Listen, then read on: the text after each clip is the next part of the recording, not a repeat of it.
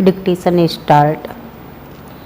महोदय, स्वतंत्रता प्राप्ति के बाद के सभी दशकों में सरकार ने गरीबी से जूझने की चेष्टा की है। इस समस्या पर अब तक काबू न पा सकने का एक महत्वपूर्ण कारण यह है कि हम वृद्धि और प्रगति की उस दर को प्राप्त नहीं कर सके जो पर्याप्त ऊंची हो। इस वृद्धि और प्रगति के जो लाभ पहुँचे हैं उनसे समस्या हल नहीं हुई। इन सुधारों का उद्देश्य यह है कि हमारी वृद्धि की दर की रफ्तार त्वरित हो जाए, परंतु चूंकि वृद्धि के लाभ पहुंचने में काफ़ी समय लगता है, इसलिए मैंने यह फैसला किया कि केवल गांव के स्तर पर अलग से साधनों का एक पासर टीका लगाया जाए ताकि पहले के मुकाबले गांवों के गरीब लोगों के लिए रोजगार पैदा करने तथा उनकी शिक्षा, स्वास्थ्य और अन्य सामाजिक समस्याओं पर कहीं अधिक ध्यान दिया जा सके। इसे बाईपास मॉडल कहा जाने लगा है, जो गांवों में गरीबी के एक महत्वपूर्ण कारण पर ध्यान देता है, अर्थात वर्ष भर गांव में पूर्ण रोजगार का अभाव, जिसके फलस्वरूप रोजगार ढूंढने के लिए गांव वाले गांव छोड़कर शहरों की ओर जाने को विवश होते हैं। विश्व भर में आमतौर पर सुधारों के साथ मुद्रास्फीति आती है। उसकी कठिनाइयों को पूरी तरह से मिटाने की बात तो नहीं हो सकती, परंतु उन्हें कम करने के लिए मैंने नए सिरे से मजबूत बनाई गई सार्वजनिक वितरण प्रणाली को लागू किया है, जिसके अंतर्गत गरीब लोगों को अनाज विशेष रियायती दरों पर दिया जाएगा। मुसीबत में पड़े कारखानों के मजदूरों की सुरक्षा के लिए राष्ट्रीय नवीकरण कोष शुरू किया गया है। मुद्रास्फीति को न्यूनतम करने का कोई भी प्रयास छोड़ा नहीं गया।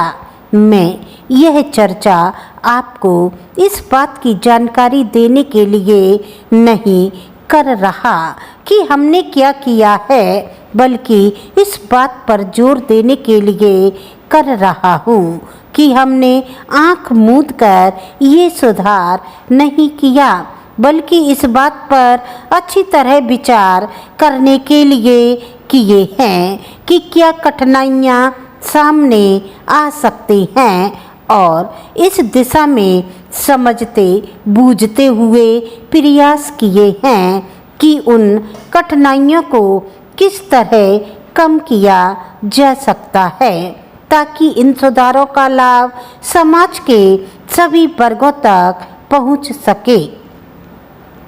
अंततः इन सुधारों की कसौटी यह होगी कि ये लाभ सभी तरफ पहुँचे हैं या नहीं।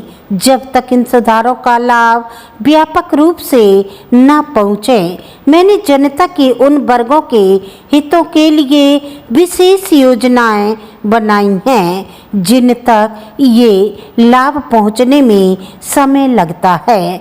मेरे लिए वृद्धि की दर के आंकड़ों का कोई मतलब नहीं। मैंने तो शुरू से मानव हितों पर ध्यान दिया है और इसी दिशा में हमने अपने प्रयास आगे बढ़ाए हैं। आज ज़रूरत इस बात की है कि हम बड़ी सावधानी पूर्वक यह देखें कि समय समय पर हमारे सामने क्या बाधाएं आ सकती हैं और उनको तत्काल और प्रभावकारी ढंग से दूर करें। महोदय, मैं मानता हूँ कि यदि हम चाहें कि किसी विभाग को अपनी इच्छा के अनुकूल बना लें, तो यह संभव नहीं हो सकता। किसी भी देश में जितने लोग बसते हैं, उन लोगों के हृदय में जो भावनाएं पैदा होती हैं, उनमें जो विचार उठते हैं, उन्हीं से भाषा निकलती है। हिंदी कहिए या हिंदुस्तानी, दोनों ही हिंदुस्तान में पैदा हुई और आज भी चल रही है। इसलिए मैं सदा से यह बात कहता आया हूँ कि किसी विदेश शब्द को अपनी भाषा में ना घुसने देने का विचार बिल्कुल गलत है। यदि कोई भी जीती जागती भाषा आगे बढ़ रही है, उन्नति कर रही है, तो उसमें बाहर के शब्द आए बिना रह नहीं सकते। यदि आप अंग्रेजी भाषा के किसी भी शब्दकोश को खोलकर देखें, तो उसके अंत में 20-25 पृष्ठ परिशिष्ट के जोड़े जाते हैं। उन पृष्ठों में अंग्रेजी भाषा में जो नए नए शब्द आते हैं, वे ही दिए जाते हैं। कुछ दिन हुए मुझे चैम्बर्स का एक पुराना शब्दकोश मिल गया।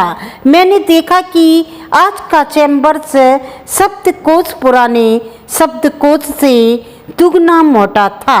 पिछले 60 वर्षों से जितने नए शब्द लिए गए, वे सब नए शब्दकोश में थे।